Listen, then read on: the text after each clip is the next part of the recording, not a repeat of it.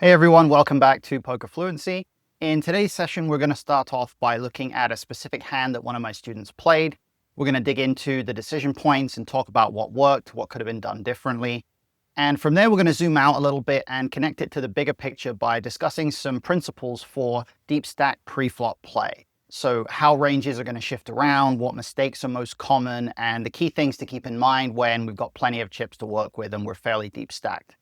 As always, if you've got questions about either the hand or the concepts we cover, drop them in the comments below so we can keep the conversation going. Thanks and enjoy the session. So you mentioned that you had a hand you want to talk about. You want to go through that one first? Yeah. Okay. So about 20 from the money in the tournament. Okay. How big the field? Because it matters how big the field is when we're just looking at a certain number away from the money. Field was about 128. Okay. 120, 130. Okay. So I'm glad you mentioned that, or I'm glad I asked that, because being 20 away from the money in a field of 128 is not very close to the money. So Okay. we definitely have to take that into account. Obviously being 20 away from the money in a field of 1,000 would be very different. So let's say we are, what I guess it would, in 128 field, it would probably be about 18 paid. So we're probably at like 40 players remaining. Is that right? Roughly? Yeah. Okay. So we're looking at about a third of the field. I think that's the best way to look at it, is what percentage of the field is remaining. All right. So we're about a third of the field. Okay, cool.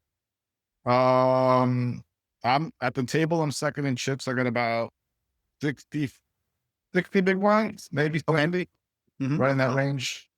Um, Table chip leader with he's probably about 100 big blinds. Mm-hmm. He's the small blind. I open king 10 suited on the hijack. He flats in the small blind. Okay. Flop is king, jack, blank, like a three Okay. or a deuce. Uh, One spade. Mm-hmm. I continue for about 30% of the pot. Okay.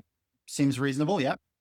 He calls, flats, turn is a five of spades, Okay. giving me a second flush draw. Okay. I bet about 75% pot, Okay. only because, yeah, I guess, going off my new equity of the Mm-hmm. of the flush draw. He calls, rivers the not just a 10, not no spade. Okay. I make a pair, he checks, and I bet I forget the percentage, but I basically bet 25K. He made it 60.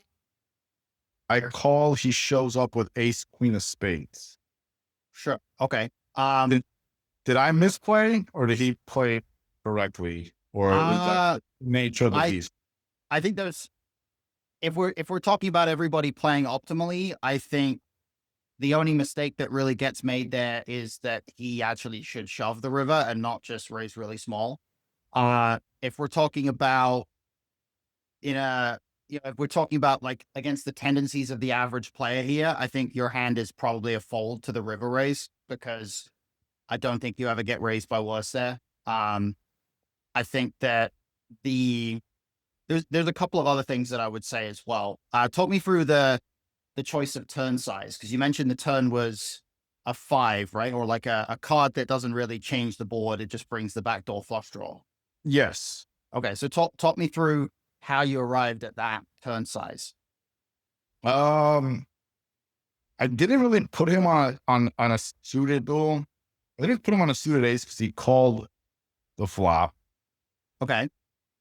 and I did have, well, I go possibly as queen nine here. And my thoughts was he would have, he might have raised ace queen Mm-hmm. free, Sure. because it is such a good hand in a good spot. He's playing out the small blind, so he doesn't Yeah. play more position. Um, Ace queen was still in the back of my head, and then so I was like, Okay. well, if he's floating, if he just has a jack where he's floating here, um, worse queen, I I couldn't think of many worse kings outside of a suited king Okay. that were in there. And like I'd say in my head, I was like, well, I think 70 to 8% of me has the best hand right now. So Okay. if I do realize equity on the flush draw on the river, um, I'd like to be all in. Sure. Okay. If we're like all of that's very, very logical, very reasonable. The thing that I would say though is, let's say we bet 75% pot on the turn there. How big would our river shove be if we were going to shove all in? Be pretty big, right? Yeah. Yeah. So what you want to kind of be aware of in these situations is a lot of the time, the situations on the turn where there's a complete brick and we're betting the turn with a range that is pretty polarized, really, right? Because we're basically, when we bet this turn, we have a strong king or better, or a bluff, right? You agree with that? Yes. Yeah, we don't bet a jack on the turn here. We don't bet a queen or pocket queens or anything like that. So our range for betting the turn is pretty polarized. And when our range is pretty polarized, we have a pretty significant incentive to go big with our size. And that kind of means that 75% here is, even though it's definitely not a disaster by any means. And this is a completely reasonable hand to bet with because you have that flush draw. I actually think your turn bet is too small, because I think that your instinct to want to shove the river is correct. But the problem is there's going to be enough left behind on the river here that it's really difficult for you to actually shove, right? Let's say the river does complete that flush. You're going to now be shoving for a pretty big portion of the pot. And it's quite hard for you to get called at any significant frequency when that's the case, right? So I think that we have an incentive to size up the turn. I think that what you want to kind of look at here, have we mentioned in our sessions yet, have we mentioned the concept of geometric bet sizing? Do you know what that means? Yeah. Yeah. Okay. Uh, So, Same size. right, Or exactly. Same size over all the remaining streets, right? So in a context like this, pretty decent rule of thumb here is that when you're barreling the turn, or when you're betting the turn as you bet the flop as the raiser, and now you're betting the turn, and the turn specifically is a brick that didn't change the board texture. Almost always the most natural turn size there is going to be a geometric size. So the size that we want to use here, because the turn is a brick that doesn't really change the board, it does bring a flush draw, but that's just a draw. It doesn't actually change the nut hands that are available, really, right? Um, we we basically want to size up. We want to use a geometric size, and we want to give ourselves the opportunity to be jamming the river in the right spot, and putting a lot of that king X stuff that the small blind can have here in a tough spot.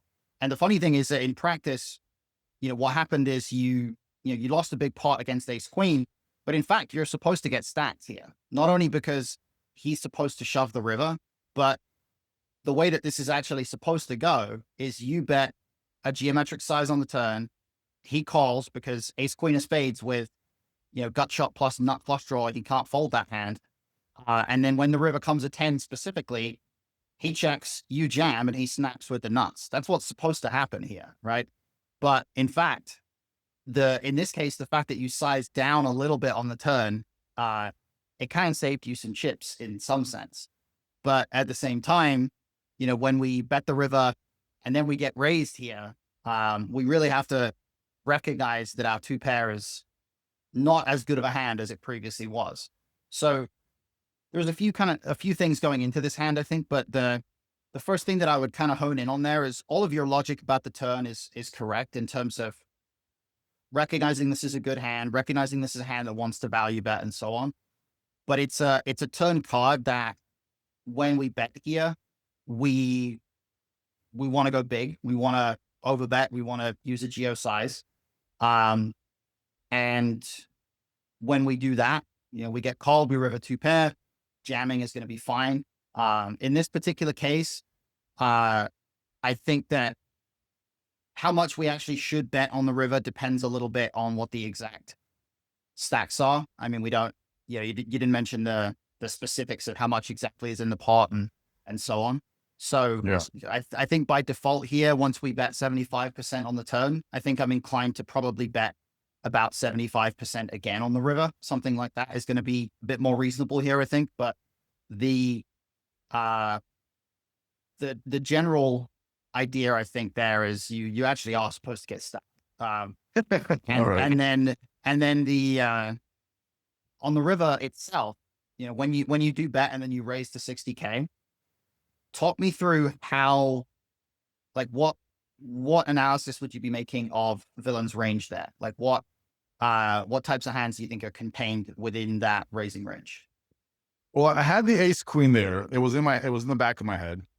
Like, was he Okay. just Yeah. chasing? Is he just chasing? The straight here with queen nine or ace queen?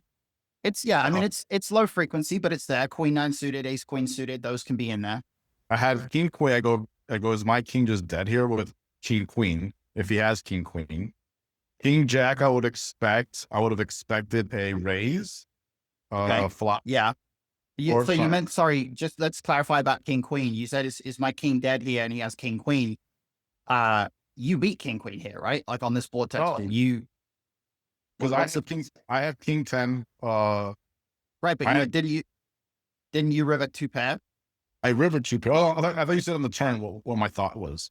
Oh, okay. Sorry. No, I must have misspoke.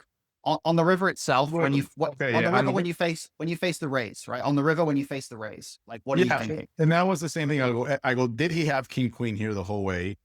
But then I was like, well, he would have dragged that along. He would have, yeah, kept calling with that king jack. I would have expected a raise at some point.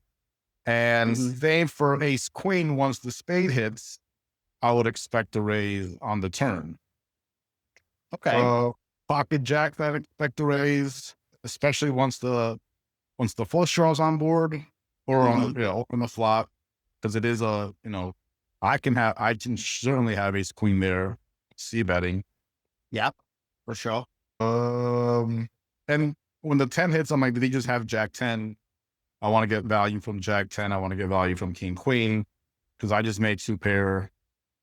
So Okay. I was kind of torn on, am I going for value? Am I setting myself up here for, and I don't think I would have called the all in, which Okay. was, I think my reasoning for the bet was if he goes all in, I just fold.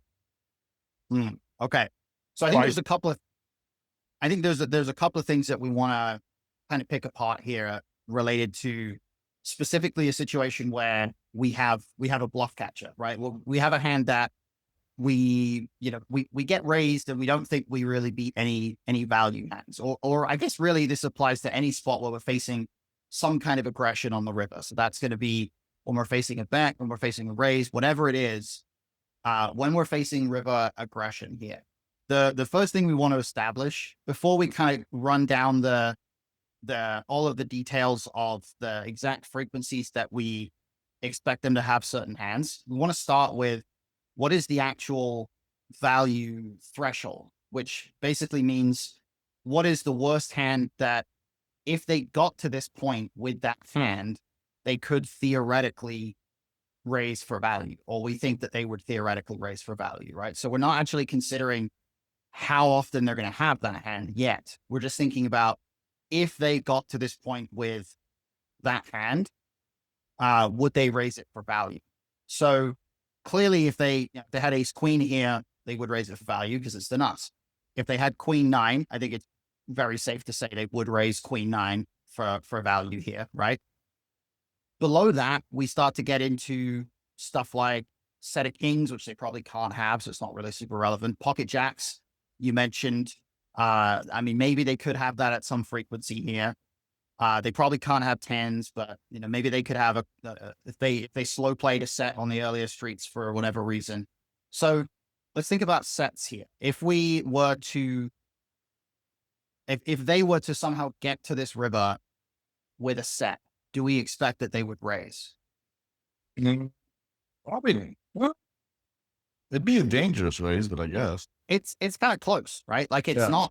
it's not mandatory or it's not a guarantee that they that they would always raise a set if they got here with that hand, right? So what we can then establish from that, as soon as we get to the point where we're kind of uncertain about where that threshold is of hands that they could play this way for value, right? Now, everything that's below that becomes a bluff catcher at best, right? So that means that if let's say we just, in fairly simple terms, if we treat their raising range on this river as being only straights, right? So they only raise queen nine or ace queen. Those are the only hands they raise here. Now, if we have a set, we have a bluff catcher. If we have ace king, if we have king queen, whatever hand we have that might theoretically beat a bluff, but doesn't beat a straight, is now a bluff catcher. And that includes king 10 here, right? So king 10 in this spot when we river two pair, because that value range is basically only straights, or the only stuff that we can be really confident is going to be in that value range is straights. King 10 is a bluff catcher.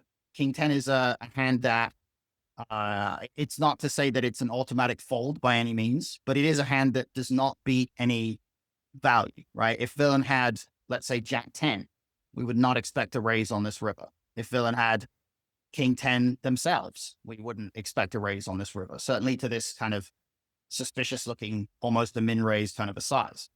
So that kind of means that there's just a lot of hands here that we have to really be clear on in terms of the fact that they are bluff catchers now. And it's quite difficult to make that adjustment when I know this is something a lot of players struggle with, to make that adjustment when our hand actually improves.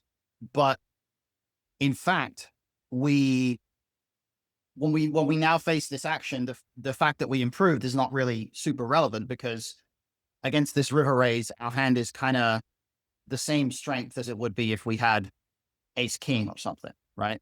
So improving to two pair on the river doesn't actually change a lot. Does that make sense? Yeah. Yeah. Yes. So we've established that our hand basically is a bluff catcher.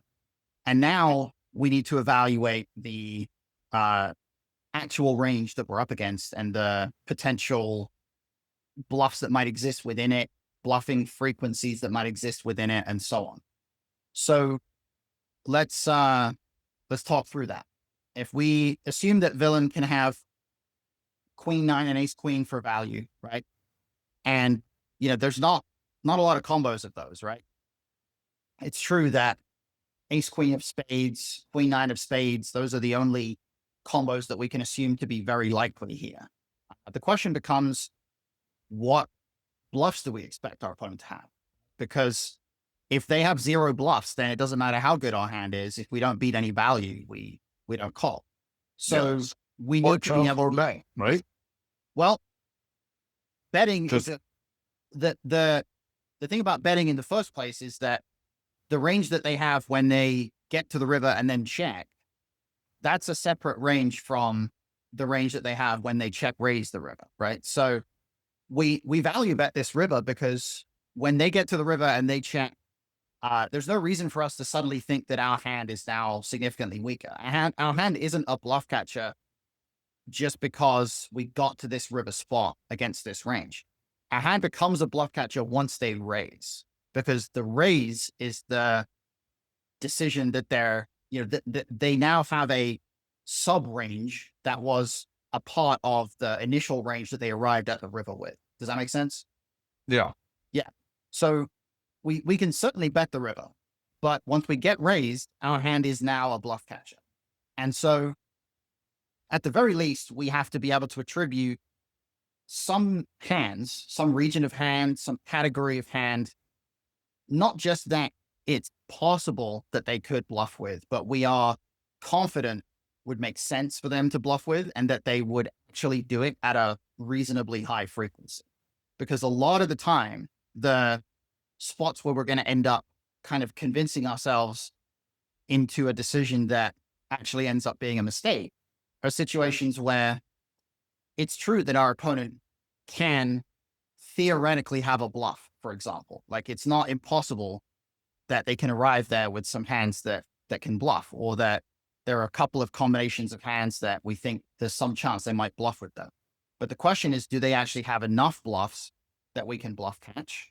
And can we be, is there any specific region of hands that we can be really confident about to where we know there's at least a few bluffs in that range? So is there anything here that you can look at and say, I'm pretty confident based on this player type, based on the tendencies of the players that are in this kind of event? Is there anything that you can be confident is going to be in that bluffing range here? I mean, at this point I had just gotten moved here, and I think Sure. I might have played about 3 rotations. Sure. Watching him, I think he won like 2 big pots Hmm. off all ins from small blinds, and he just had it. Sure. Um, So that doesn't tell you a lot, right? Like you don't, no, yeah. you So don't, I hadn't really watched him. I hadn't seen if he had a lot of bluffs in his range. yeah. All I could go was those 2 hands and the fact that he was chip leading the table. Yeah, exactly. And then the fact that he's chip leading the table tells you almost nothing, because it's so easy for a player to just win a really big pot with aces and then be chip leading the table, right? So Yes. the basically what I'm getting at here is you have almost no information about this player. So with that, you now have to assume that their tendencies are loosely correlated to the tendencies of the average player in the games that you're playing. Right? So let's say we assume that this player is going to play in a way that broadly represents the average opponent in your games. Do you think the average opponent in your game is finding a lot of bluffs here, or do you think there are any specific hands you can be confident that they're bluffing with? No, I think as far as, because like I try and play this tournament about 2 to 3, twice a month. This is like the one that I do play a lot, Sure. and I think I've gotten like for the more, I guess, GTO players, the guys who have more bluffs in there, like, anytime a card changes the board, they're the ones to stab at it, and they're the ones to put pressure. Sure. And he definitely wasn't one of those players. Sure. Okay. And that's gonna there's gonna be a connotation to that we can assume that maybe this player is unlikely to be on the that end of the spectrum. And then the other part of this, or the sort of next step of this, is that this is a pretty unique type of a situation, right? It's not a standard kind of a situation where it's a smallish pot or a medium sized kind of pot. It's a very large pot, and he's playing a pot against the other big stack on the table in a line where, if we think about the actual hands that are in his range at this point, in order for him to arrive at this spot and find a bluff, he would have to really be kind of aggressively trying to find bluffs, right? He would have to really be putting some energy into making sure that he finds those bluffs here, because there's not a lot of very intuitive bluffs. And a really good rule of thumb that I think is useful to keep in mind is that there aren't really any obvious intuitive bluffs that make sense here in a given spot. It's really unlikely that the average opponent is going to be able to find enough bluffs, or the bluffs that they're supposed to find, simply because the majority of players, the vast majority of players, they are either going to find the bluffs that are somewhat intuitive and then miss the non-intuitive ones, or they're going to just not really even find the bluffs that are somewhat intuitive, and they're just going to play very value heavy. Right? The players that are going to find the non-intuitive bluffs, or the very creative bluffs, or the complete outliers, the really crazy bluffs, those are going to be players that are much less common. And in order to assume that someone did fit that category, we would need some kind of evidence, or some sort of I don't want to say proof necessarily, but like we would need to have some understanding of how this player plays that would lead us to reasonably assume that they are going to to sort of take this approach. So with no information to work with, we are kind of stuck just assuming that the opponent here is going to be in that category of they're going to play pretty much just like the rest of the field, the rest of the average players that we're up against, which means they're not going to really find a lot of bluffs. And I think honestly, when we see this kind of relatively small size on the river where you make it 25 and he clicks it back to 60, I think there's a lot of players here, maybe not every player, but there's a lot of players here who literally always have a straight when they do this. And I don't think it's like a super ambitious thing to assume that that's the case, simply because there's such a leap of logic that's required for somebody, or there's such an ambitious strategy that's required for somebody in order to arrive at this spot where you triple barrel in a circumstance where it's so easy for you to have ace queen or you to have some kind of really strong hand. And then they arrive at the decision to bluff, right? So ultimately, I think we should fold king 10 here. And I think that it's not especially close in most cases. I think that the close decision here, actually, it might be somewhat close if we have queen 9 here, honestly. If we have queen 9 of a suit that isn't spades, because when we have that hand, I think we either lose to ace queen or we chop.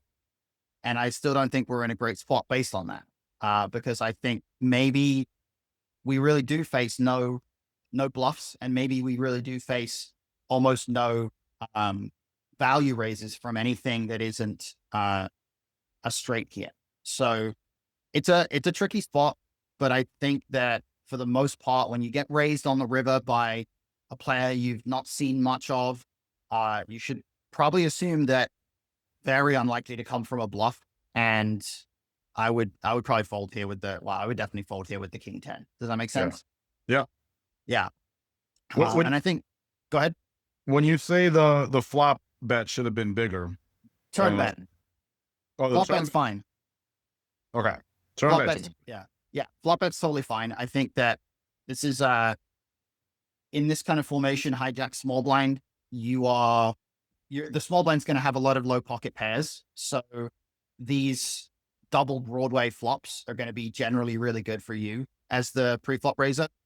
So I wouldn't have any hesitation about betting the flop here. I think you're totally fine on the flop. And then the turn, I would say a little bit bigger. So yeah, like I say, what's supposed to happen here is you bet the turn bigger. And then if you don't river 2-pair, you just check, or 2-pair or a flush or trips, you just check back the river. And if you do river 2-pair or a flush or trips, you jam the river. But even then, I think if you were to river trips, I think king 10 is like right at the bottom of your jamming range there. It's not that easy to get called by worse when you jam king 10 with trips on the river. So I think that, bigger on the turn, it would end up with us getting stacked in this specific case, but we're not supposed to be able to avoid those spots. What's important is we're supposed to be able to put villain in spots where villain can really be in some tough scenarios, and we can force them to try to bluff catch. We really want to put villain in a spot where when we have king 10 and we river a 10 here, when they have king queen, they have to make a decision for stacks that is really uncomfortable. That's the goal there. Does that make sense? Cool. So I think that's a good kind of breakdown of that spot. In terms of how you played overall in this tournament, how did you feel coming out of it? Did you feel like your performance level was pretty good? I think so. I think that I played 2 tournaments this week. The first one was at a charitable games. I chopped that first and second. Nice. Got a couple lost outs, which made it worth it. And I played that one. I definitely, that's that game is way more passive. Where it's one of the games where when you 3-bet, 4-bet, people get pissed. Yeah. Everybody just kind of hates you, and now everybody starts going. Yeah. They already know that I hate chopping the last outs. And I already heard a couple of murmurs of like, well, he's never going to chop. He doesn't chop. Yeah. And that one I feel like I played really good. And Cool. then this one, it was like I think 3 straight levels of just hard dead, Mhm. folded, and then a few big hands. I was able to get all in, and I got from like 15 blinds when I got moved to that table. Flop the flush, checked. Guy made top pair. He Mhm. rips, and I called, and Mhm. then I flopped the set, and 3 callers behind me. I raised, and everybody folded. And then there was one other big hand that I was able to get a good amount of value from. Mhm. And then other than that hand, and then like I think after that hand, I was down to about 20 big blinds. I opened ace 10 suited under the gun +2, I think. Uh-huh. Small or big blind. Called 2, 3, 10 flop. I see bet he jams for I think 15 bigs. I call. He had a set of threes, Uh-huh. and then that's Yeah. kind of yeah. Sure. Yeah. I mean uh, that's the way it is sometimes, I suppose. We do have to deal with those situations, but not a Overall, huge deal. overall, I think my I like my mental game that is really improving, Mhm. and Cool. my thinking through hands and thinking of ranges and putting people on specific. I was able to call a couple hands, like just watching them. Like, oh, he's probably in this range, and I was correct once they flipped their cards. Mhm. So that aspect I feel is hugely improved. Cool. And yeah, Yeah. oh yeah. I mean, I walked away and like, all right, it is what it is, and I was happy with my play. Cool. Yeah. I mean, that's a great sign. I think that uh the progression and the fact that you feel confident coming out of it, that's a really good really good thing to keep in mind. I think that a uh a big part of why people struggle in some contexts is they get low on confidence because results aren't coming in, and then suddenly it just starts to affect their decision making and things like that. So I think there's just a ton of value there in maintaining that confidence and hopefully the results keep coming as well. So that's good to see. I think in terms of going forward and what we want to focus on coaching wise, I guess I'm curious at this point if there's anything for you that you feel in game is an area where you kind of notice situations that come up that you're like, oh, I really feel like I don't know how to play this spot, or I need to study this spot or something like that. Is there anything like that that comes up? As far as tournaments go, and it's probably because there's less variance. But anytime like I'm above 100 big blinds, 150, Hmm. those big stacks where it's Yeah. like, well, we're all in isn't really an option at any point in the on the board, Hmm. and then I just kind of call down, or think, yeah, those are a little bit harder to navigate. Uh-huh. Uh, um, and that could just be a simple fix of we'll just fold more. Don't play that. Don't play in that situation, or don't Are think we think sorry, are we talking about you mentioned we're all in, like are we saying that you have more trouble with deeper stacks or less trouble? probably more trouble with deeper Oh, stuff. okay. Yeah, okay. I see what you mean. And yeah, I think that's pretty natural for a lot of people because the complexity of the decisions that you're faced with is just going to significantly increase, right? You're going to be in a position where you are uh you're forced to make decisions across 2, 3 streets at much higher frequency. So I think this is good because it kind of lines up with the instinct that I had about what the right direction is for us to go in, which is to start really looking at some of these early game chip EV type situations in a way that's more structured. And by that, I mean, when you're looking at deeper stacks and you're particularly kind of focused on, um, let's say, 50 big blinds plus or 60 big blinds plus, the the thing that's noteworthy there is because post flop play is kind of a bigger consideration and you're not going to get all in as much, it becomes more important to understand how the game functions in terms of relationships between different positions as opposed to specific stack sizes. And I can kind of illustrate what I mean if I bring up Octopi. So I'll show you what I'm talking about. So let me load that up. This is what this is this is a compare ranges function on Octopi, and I think it's really really good for understanding the way that different positional formations kind of set up, right? So if we look at the at the beginning here, we're comparing, these vertical columns. We've got 100, 80, and 60 big blinds, right? So all three of these stack sizes, relatively deep. We're going to be playing chip EV poker when we're at this kind of depth. The vast majority of the time, we're not incorporating any kind of ICM considerations really. And what I want to do is just compare, let's say, under the gun 8, hijack, and button. So 3 different positions here. In fact, let's just focus on under the gun 8 to begin with, because that's just nice and easy. These are the opening ranges for under the gun 8 at all 3 stack sizes. And as you can see, there's very, very little difference, right? You've got 2.3 big blinds open size in each case, 16%, 16%, and 17%, right? So from 100 down to 60, not a ton is changing. And that's also going to be the case if we look at the hijack. This is the hijack. And as you can see, some small differences in terms of exact frequencies of different hands, but broadly, everything is pretty much the same. The frequencies are not dramatically altering. And same goes for the button. Now, there is a slightly bigger size here at 180, 2.5 instead of 2.3, but 55%, 54%, 54%, staying pretty consistent, right? So across all these deep stacked formations, or across these pre-flop spots, your range is going to stay very, very similar. So there's not a lot of specific nuances we need to grasp for deep stack play in terms of opening ranges. But once we get into responding against an open, that's where things start to get a bit more interesting. So let's imagine, first of all, that we are going to be, let's say we're going to be second to act here, right? So we're going to be facing an under the gun open, and we're going to hide the raise first in here.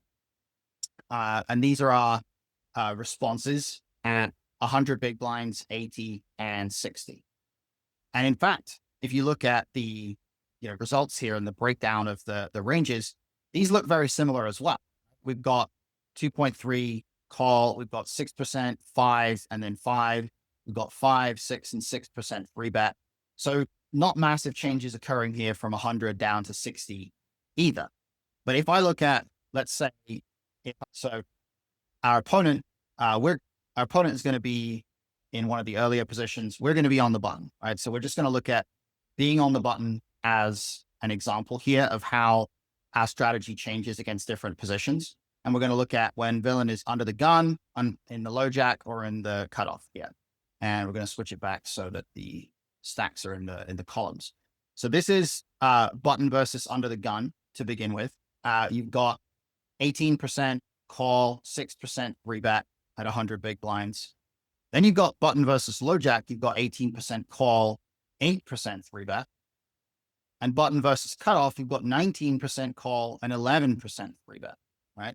So we're starting to see the range that's continuing in the pot expanding quite a bit. We're actually at against under the gun, we're folding from the button 76% of the time. Against the cutoff, we're only folding 70% of the time, right? So immediately, the position of the opener is having a pretty big impact on the range of hands that we're continuing with. And then if we go to 80, well, the difference between 100 and 80, or even between 80 and 60, in terms of folding frequency, against under the gun, it goes from 76, 77, 77. Against low jack, it's 74, 75, 76. Against cutoff, 70, 70, and then 72. So really, really small changes based on stack sizes, but the changes based on the actual player who's opening are a bit more significant, right? You start to see differences in the relationship between calling and three betting. And you certainly see, if we were just to compare, if we get rid of the low jack and we just compare the response against under the gun to the response against the button here. Actually, let's move it so it's this way around. Okay, that's probably good. So this is on the left, we have at 100 big blinds, this is button versus under the gun 8. On the right, we have button versus cutoff. These are very different strategies, right? The one on the right is much more aggressive. This is the calling range. and it doesn't seem drastically different. But if you look at the three bet range is going from 6% against under the gun to 11% against the cutoff, right? So that's, the two different three bet strategies here. And the same is going to happen at 80. Three bet goes from call stays at 18%, but three bet at 80 goes from 6 to 12. So big difference there. And then at 60, again, under the gun 8, we're three betting 6% again. And then against cutoff, once again, we're three betting 12%, right? So what we're seeing here is that the relationship between the positions, the positional formation, we tend to refer to it as, right? Formation has a much greater impact on the strategies than the actual stack sizes once you get beyond a certain point. If we were to go down to, let's say, 40, 30, 25 big blinds, you would start to see the exact stack sizes having much more of an impact. But when we're deep stacked, it's much more important for us to understand the general dynamics of position A versus position B, as opposed to the dynamics of 100 big blinds compared to 80 big blinds. Does that make sense? Yeah. Yeah. Cool. So in general, what we want is we want to start to get an understanding of how these different positional formations play out and what the ranges look like. And if we want to just give a couple of quick examples of that, go into this a bit more next time. But let's say we were to look at facing a three bet here, right? So what happens when we are the player who's defending against a three bet? So we are, we're going to be under the gun 8. So we're going to open under the gun, and then our opponent here is going to three bet from in position, right? This is, again, where we're going to start to see some differences here, but the differences are not massive at the different stacks here. Again, we're going to see the same sort of dynamic where the positional formation is going to have more relevance or have more significant consequences. So this is under the gun 8. So we're opening under the gun 8 and responding against the low jack three bet. You can see we're calling a lot of pairs, a lot of suited broadways, not calling a lot of offsuit aces, suited aces, and not calling a lot of offsuit hands, right? So if we look at the range that we're folding, it looks like this. And if we do the same thing at 80 big blinds, well, the range that we're folding looks very, very similar, right? There's a couple of small nuances there, but it's broadly pretty much the same. I can actually annotate here. I just discovered this the other day, annotating using Zoom. I can annotate here and go like this, right? Just highlight all that. And then that offsuit range as well. And this right here, same sort of region, is folding to the three bet here at 80 big blinds. And at 60, well, is it the same? Yeah, kind of is, right? Fold, look right here, pretty much the same sort of range. So again, not a dramatic difference there in terms of the response that we're going to have against the three bet, just some small nuances in terms of the ranges. So when we're studying, for example, three bet pots, it's more important for us to understand how it plays out on average when it goes under the gun open, middle position three bet, and we call, right? That type of formation is going to be quite consistent at a variety of sort of deeper stacked scenarios. And only once we start to get a bit shallower is it going to really alter dramatically. But in reality, there's a lot of common tendencies that are going to exist in this same formation across all scenarios. If I was to delete the low jack scenario, we can kind of see how this fits in, right? Even when we're under the gun 8 and we're facing a cutoff three bet, in fact, even without me moving these annotations around, the region that we're folding to a three bet actually stays very consistent, right? It's pretty much the same regions of hands. So again, understanding the way that these situations play out when we're under the gun 8 is gonna, that's gonna serve us really well across all of these different situations. And then let's say we were a different position. So we are now in the low jack. Well, the positional formation is changing. The hands that we're opening are changing. So the type of range that we're going to be folding is also going to slightly change. And from this position, it's now going to look a bit more like, let's go, oops. It's going to look a bit more like this and this and this. So it's a lot more of this offsuit stuff, offsuit broadways, and a bit more of the suited king regions right there. So again, same sort of thing, and offsuit broadways once again. And these factors, these are going to influence the actual 3-bet ranges, and those 3-bet ranges are going to stay somewhat consistent in the same sort of fashion. So if we were to look at, for example, not hiding the 3-bet ranges, let me get rid of the drawings for now. A good example of how these 3-bet scenarios are, broadly pretty similar. If I put this on vertical, this is the cutoff versus low jack formation here. Right? So if I look at the range of hands that the low jack is 3-betting, and sorry, the range of hands that the cutoff is 3-betting, and then the range of hands that the low jack is calling the 3-bet with. If we highlight this, oh, sorry, no, that, and then this, and then that, and this, right?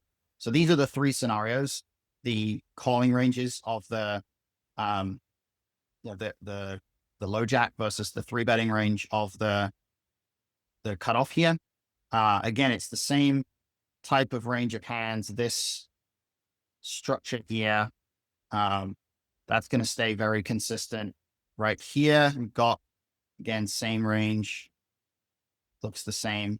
And if I was to just get rid of the 100 big blind stack size, well, I can replace it with 60 big blinds, and it's very much the same setup, right? The frequencies are slightly different in the 3-bet range, but it's extremely consistent in terms of the types of hands that are actually existing in both the ranges. And if I do the same thing for 60, same thing, right? It's extremely consistent in terms of the overall nature of the ranges. So even 60 big blinds compared to 100 big blinds pre-flop is going to play super similar. And if you looked at, we don't have 200 bigs or anything like that in Octopi just yet, but if you looked at 150, 200 big blinds, a lot of those sims are going to be quite consistent with each other. And that means that we can do a pretty good job of kind of focusing in on studying some of these formations, not just in terms of what the 2 ranges look like against each other pre-flop, but also in particular what they look like post-flop and what our frequencies are like and how we want to attack certain board textures and things like that. So this gives us the ability to really start looking into the game post-flop in terms of understanding each formation a bit better. So with that said, if we think about what types of situations you're finding difficult at those deep stacks, do you feel like a lot of it is, and I'll just delete the screen share here. Do you feel like a lot of it is maybe like out of position spots, or is it when you're calling a 3-bet? Like what type of situation is it that you feel like is giving you a bit more pause for thought? Probably say dealing with the wider ranges of my opponents. Okay. So are we talking specifically about, let's say, the later position formations, or are we talking just about opponents who play too many hands? Probably opponents who play too many hands, and yeah, and then like Okay.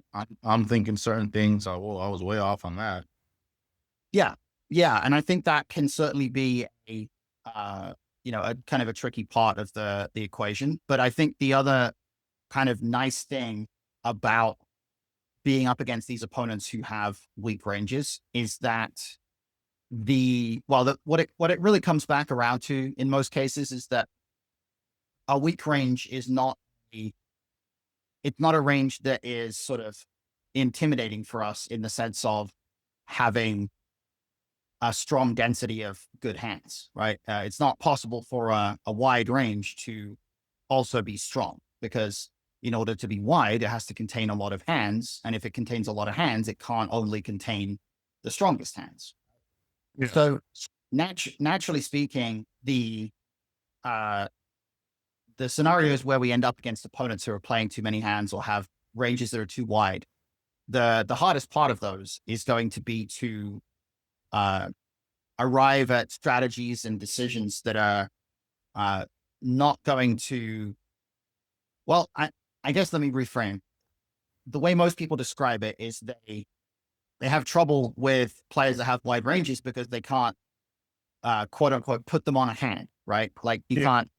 can't like know what they have, right? They don't play face up in that sense. But that I think is looking at it that way is a product of hand-based thinking as opposed to range-based thinking, right? Mhm. Because when we're thinking in terms of ranges, if we recognize that our opponent has a wide range, then that means that most of the hands in their range are very weak. And when most of the hands in their range are very weak, do we think we get to play more aggressively or less aggressively against that range? Probably more because I mean, also they play as they do have wider ranges. They make it known when they've hit a monster two pair, like a middle Yeah. two pair when they've hit their random gut shot. They make it known because they raise immediately. I'm like, all right, Yeah. you hit your card, so I can Right. hold there. That's gonna be pretty consistent. But yeah, in particular, the other part of the flip side of the coin there is that if they're playing a very wide range of hands, then that range of hands is going to miss flops much more frequently than what it's supposed to, let's say. And on top of that, it's going to basically, when it does hit flops, it's going to hit a lot more bottom pair, a lot more weak one pair hands, gut shots, hands like that. And there's kind of a dynamic that I think goes on with players like this who play very wide ranges that I feel like it really encapsulates the nature of low stakes poker, whether it's cash games or tournaments. And that players who play a lot of hands, they know that they play a lot of hands, and they know that everybody else knows that they play a lot of hands. And they also know that the players around them, for the most part, are not really bluffing a lot. And what that does is it kind of creates a mentality for them where they get involved in a pot, and because they know that their opponent is never realistically going to be bluffing them across multiple streets, what they end up doing is they just try to suck out, right? They just speculate. They try to make an unexpectedly big hand, and then they win a big pot when they make that hand. And when they don't make that hand, when they just make some kind of a bluff catcher, they don't have to care about just folding because they know you're not bluffing them anyway, right? They know that you have good hands mostly. So they can just continue with hands that have the opportunity to suck out against a good hand and then, fold the rest of it. But instead, what we benefit from doing against these players is, first of all, ensuring that when we are taking aggressive lines, we have a good number of bluffs in there that can take advantage of all the times that they are folding these bluff catches, right? They're folding these hands these weak one pair hands that, in fact, they should consider continuing with, particularly against a small or a medium bet size. Um, and we're capitalizing on the fact that they're folding all of those. And then the second thing is that we shouldn't necessarily assume that the chances of getting paid off with big hands are as great as they seem like they are. Because, in fact, a lot of the time, what's happening is when we are getting paid off, we're getting paid off with hands that have a lot of equity against our current hand, right? We're getting paid off by, let's say, betting betting a set on the flop and getting called by a hand that has some kind of a draw, right? And in fact, that isn't really gaining us that much EV because that draw is always going to win the pot sometimes. What we want is we want to give our opponent an incentive to continue with hands that are just drawing almost dead against our set, bluff catchers, right?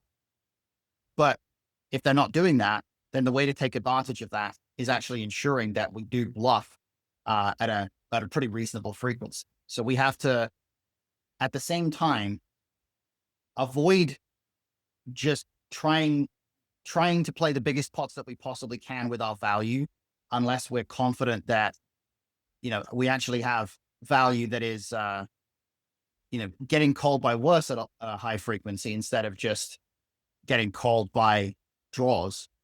And then the second thing is we have to really be punishing them for never actually bluff catching. So never continuing beyond flops, beyond turns, even continuing to showdown at the river with these weakish one pair hands, because they're just going to have so many of those in these deep stack spots where they're just speculating a lot pre-flop, that it's really going to cost them a lot of EV if they just keep seeing flops and keep seeing flops and just keep folding bottom pair and stuff like that. So we do actually get to play very aggressively against these players.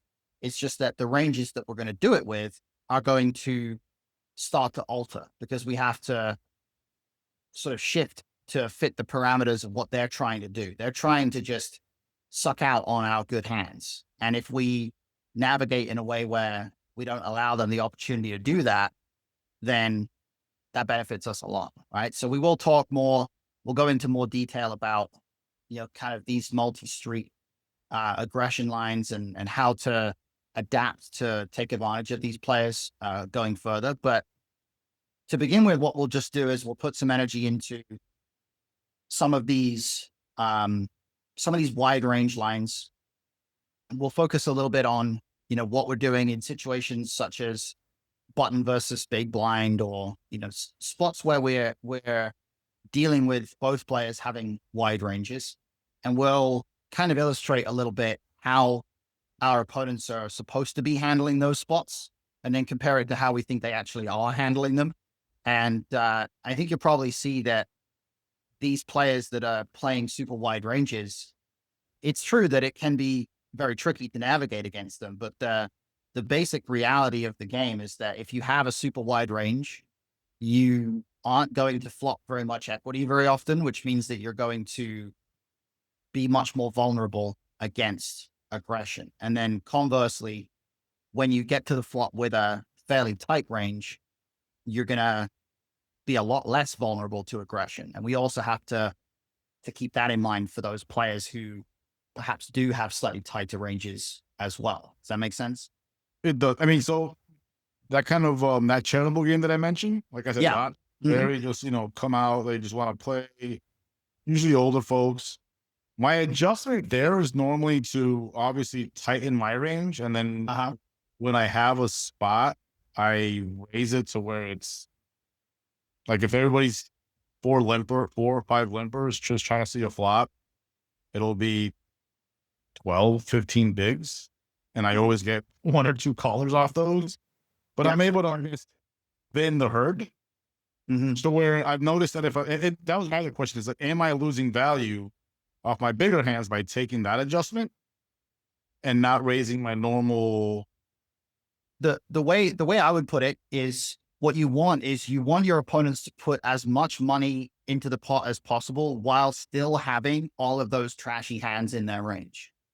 What you don't want is to make them fold all those trashy hands, because as soon as they start folding all those trashy hands, now they're playing less badly, right? They're actually playing more correctly. And that's like, Yeah. that's my question. Like, am I forcing them to play right by 4 limp pot, 5-person limp pot? Mhm. Am I forcing, the ones that I want to stay in there by doing that and avoiding navigating the flop and turn? Well, what I would say is that when it comes to players having weak ranges like this, it's always a good thing for us if we force them to continue at a decently high rate. So, because they're going to make so many mistakes. But the key is that aspect of wanting to make them put the most money in possible pre-flop, right? So let's say that you've got 2 or 3 limpers in the pot. It might be tricky to know exactly what size there is the size where, they're going to start to have a tough decision, but you just kind of put yourself in their spot a little bit and think about it a bit more similarly to how they are probably thinking about the game, where it's like if they're limping, they're looking to see a flop. They want to try to see a flop for cheap. And if we raise super huge, then maybe they're just going to be like, oh, I guess I can't see a flop. And then they just fold. If we raise really small, they're going to be really comfortable about it.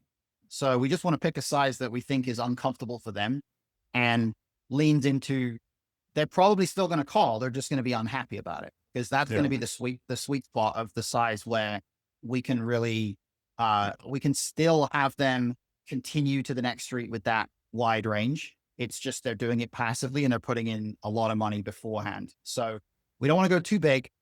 We also don't want to go too small, because if they're calling the same range against a 5 big blind raise that they would be against a 3 big blind raise, then we just go 5. That's going to be better. But if they start to tighten up once we go to 7 or 8 or 10, then we shouldn't go that high. We should go to 5. We should stick with 5. That makes sense? It does. Well, I mean, normally what I notice is that the adjustment, like I'll sit down, because I'll purposely late wedge those. Like I won't come into about level 3, level 4. And what I'll notice is that it goes from limping and then like a couple of rounds of me 3-betting and scooping pots. There's not as many limps anymore. So they naturally kind of tighten up, and then I'm able to kind of get, I guess, push the table to play a little bit tighter ranges. But yeah, then there's always those, the other ones. Yeah, I think those dynamics are tricky to navigate, and I got to wrap this up because I got another meeting coming up. Oh yeah. We'll talk about that in some more depth next time. But your bottom line, I think, is that you always want to make sure that you're putting your opponents in spots that are uncomfortable, as opposed to trying to manipulate them to do one specific thing or another. Right? You just want to make sure that they have tough spots and tough decisions. And we'll pick up on that next time, and we'll take it from there. Sounds good, man. All right, cool. Talk to you next week then. Thanks. All right, talk to you. All right, see ya. Bye. So that wraps up today's breakdown. We covered that real hand and then looked at some deep stack pre-flop theory. If you found this helpful, please go ahead and like the video and leave a comment letting me know what you'd like me to cover next. And remember, of course, I have some discounted coaching deals available right now. So if you'd like to get your own hands reviewed and learn how to apply these concepts directly in your game, then send me an email at pokerfluency@gmail.com and I'll get you all the info. Finally, make sure you're subscribed to the channel so you don't miss our future coaching sessions, and I'll see you in the next one. Thanks, guys.